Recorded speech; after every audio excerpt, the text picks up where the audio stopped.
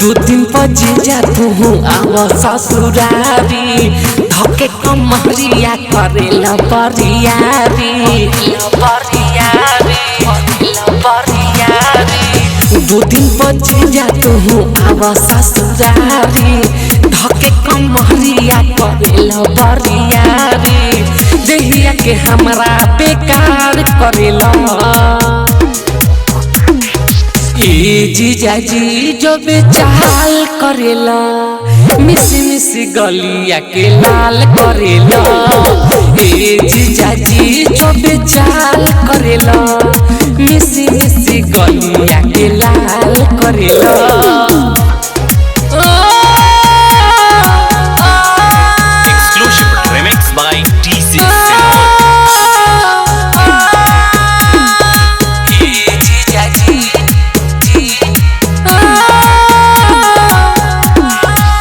पता जब चली तो दीदी गरिया आई हो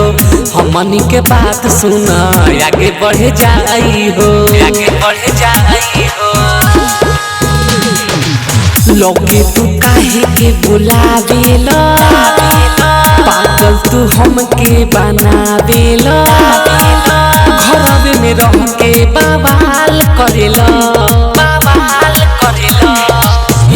जीजा जी जो बेचाल करेला मिसी मिसी गलिया के लाल करेला जीजा जी जो बेचाल करेला मिसी मिसी गलिया के लाल करेला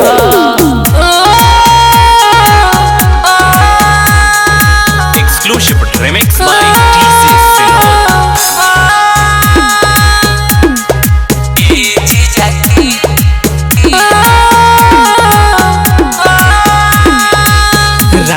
नरेश तू